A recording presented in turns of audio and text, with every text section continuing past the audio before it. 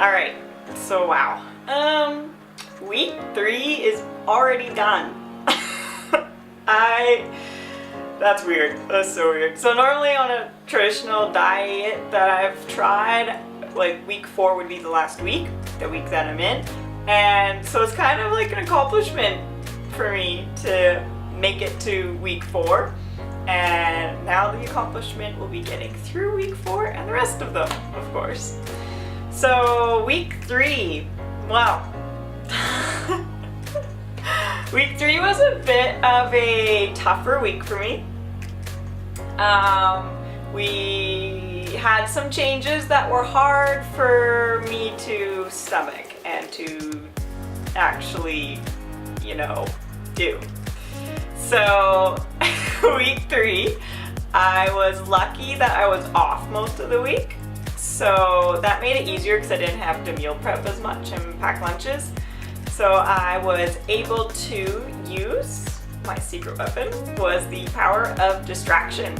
I made sure that the entire week I had stuff to do, that I was busy, I had friends to visit, and then I wouldn't be thinking about what I'm eating, what I can't eat, and what I can eat, and I would just be doing stuff like how we should be. Our world shouldn't really revolve around food like it does. So that was impressive for me.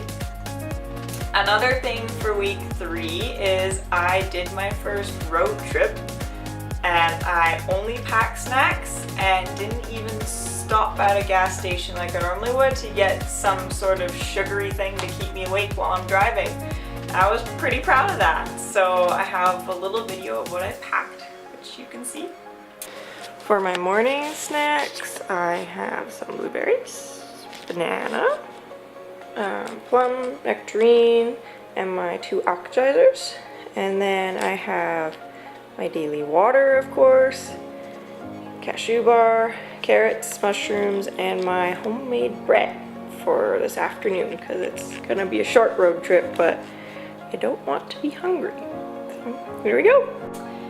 And then that trip was good. It was longer than it was supposed to be, so I kind of should have packed more because I had planned on only staying for like an hour or 2 on the trip I was going, and then I'd be home in the early afternoon.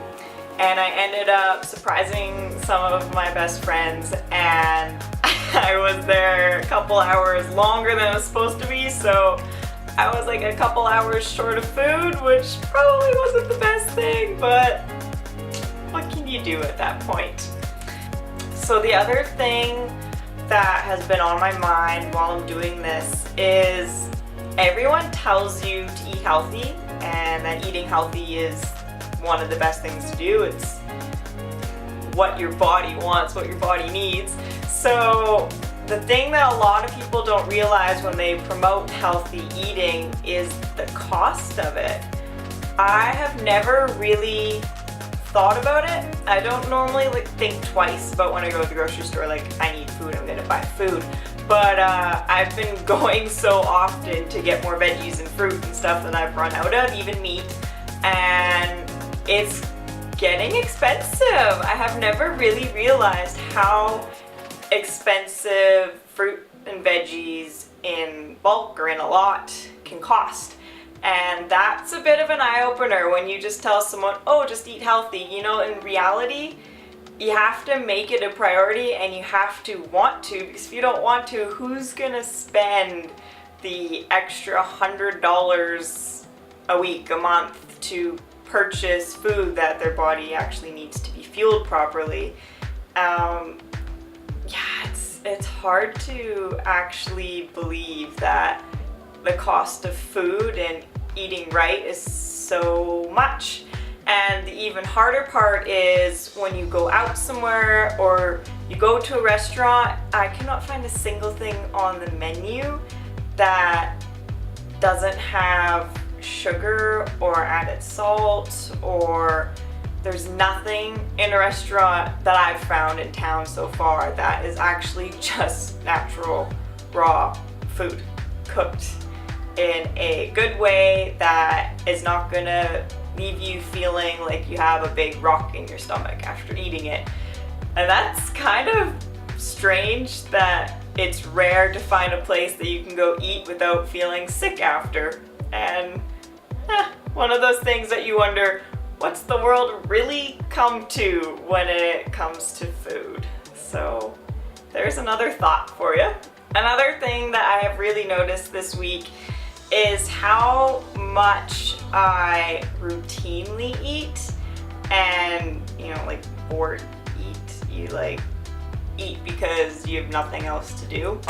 I do it a lot, and routinely eat, I mean like when I'm working or on a shift, I know that I normally have a snack at like 8, at 10, at 12, at 2, at 4, and at 6. And that's just how it goes. And so my body is so used to that even like if I don't have the snack then, which sometimes I haven't been in the afternoon because I've actually still been full, which is rare, my body's kind of like, oh, what's going on? Like, we normally always have a snack. It's the same with like when I was in elementary school, you had recess, right? So you'd have a snack at 10, you'd have lunch, you'd have a snack at 12, and then for me, when I got home at 3, I'd always have a snack. So for the longest time, even when I was in high school and we didn't have recess, I still had a snack at 12 and I still had a snack at 3. And that has carried with me for a really, really long time to just, it's that time, so now we need to have food, but do you actually need to? And that's one of the things that I've been questioning this week. Like, if I'm not hungry, then why am I still eating at this time? I don't know if anyone else is like that. I'm assuming I'm not the only one who routinely eats. That's about it for week 3. It was a harder week emotionally to be dropping foods and getting rid of things that I'm so used to having on a daily basis. So that made it a little more difficult.